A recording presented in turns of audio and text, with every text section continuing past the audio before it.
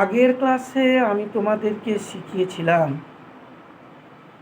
ডব্লিউএইচওয়ারের সঙ্গে টু বসিয়ে তারপর ভি1 বসিয়ে বেশ কিছু বাক্য গঠন করা যায়। তো আজ আমি একটা স্ট্রাকচার তোমাদেরকে শেখাবো, সেই স্ট্রাকচার দিয়ে বেশ কিছু বাক্য গঠন করা যায়। আচ্ছা, তোমরা বলো তো, তুমি কি জানো ইংলিশ কি? তুমি কি জানো ইংলিশটা হলো do you know. Do you know. তো এই ডু ইউ নোর সঙ্গে আমরা ডব্লিউএইচওয়ার বসাই। ডু ইউ নো যুক্ত ডব্লিউএইচওয়ার যুক্ত টু যুক্ত ভি1, এইগুলো দিয়ে, এই স্ট্রাকচারটা দিয়ে বেশ কিছু বাক্য গঠন করা যায়। তো যদি বলি তুমি কি জানো কীভাবে এটা করতে হবে? Do you know how to do it? তুমি কি জানো কোথায় যেতে হবে? Do you know where to go? তো তুমি কি জানো কাকে ডাকতে হবে? Do you know whom to call? তুমি কি জানো কিভাবে এটা শিখতে হবে? Do you know how to learn? তো এইভাবে আমরা ডু ইউ নোর সঙ্গে ডব্লিউএইচওয়ারকে বসিয়ে তারপর টু দিয়ে তারপর ভি1কে বসিয়ে শত শত বাক্য আমরা গঠন করতে পারি।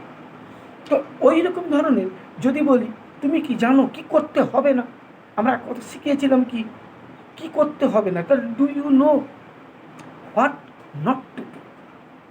যদি বলি তুমি কি জানো কাকে ডাকতে হবে না, তাহলে do you know whom not to call. তো তুমি কি জানো কোথায় যেতে হবে না, তাহলে do you know where not to. তো এবার আসি আমি জানি না দিয়ে। তা আমি জানি না দিয়ে যদি বলি আমি জানি না ইংলিশকে I don't know, I don't নোর সঙ্গে ডব্লিউএইচওয়ার যুক্ত টু যুক্ত ভি1, এটা দিয়েও আবার বেশ কিছু বাক্য গঠন করা যায়। আমি জানি না কোথায় যেতে হবে, I don't no where to গো। আমি জানি না কীভাবে এটা করতে হবে, I don't no how to do ইট। আমি জানি না কাকে ডাকতে হবে, I don't no whom to call. I don't no whom to call. এবার বলি আমি ভেবে পাচ্ছি না। আমি ভেবে পাচ্ছি না ইংলিশ কি? আই ক্যান নট থিঙ্ক, অর্থাৎ I can't think. I can't, ক্যানটকে কান্ট বলবো, আই কান্ট থিঙ্ক। তাহলে আমি ভেবে পাচ্ছি না। এবার আই কান্ট থিঙ্কের সঙ্গে ডব্লিউএইচওয়ার যুক্ত টু যুক্ত ভি1 দিয়ে বেশ কিছু বাক্য গঠন করে। আমি ভেবে পাচ্ছি না কীভাবে এটা করতে হবে, I can't think how to do ইট। আমি ভেবে পাচ্ছি না কোথায় যেতে হবে, I can't think where to গো। কোথায় যেতে হবে। আমি ভেবে পাচ্ছি না কীভাবে এটা শিখতে হবে, I can't think how to learn. এবার যদি বলি আর কি, তো আর কে, আর কি, আর কোনটি, এগুলো দিয়েও কিন্তু একই রকমের বাক্য বেশ কিছু গঠন করা যায়। তখন সূত্রটা হবে কীরকম, যে আই ডোন্ট নো বা ডু ইউ নো বা আই কান্ট থিঙ্ক, এদের সঙ্গে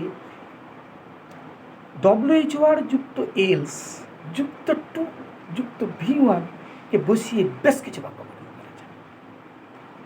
তো যদি বলি আমি ভেবে পাচ্ছি না আর কিভাবে এটা করতে হবে, আমি ভেবে পাচ্ছি না আর কিভাবে এটা করতে হবে, তাহলে I can't think how to else two do ইট। আমি ভেবে পাচ্ছি না আর কোথায় যেতে হবে, I can't think where else to go. আমি ভেবে পাচ্ছি না আর কাকে ডাকতে হবে, I can't think hmm else two call. তো এইভাবে আমরা শত শত বাক্য গঠন করতে পারি। আশা রাখি তোমরা বুঝতে পেরেছ।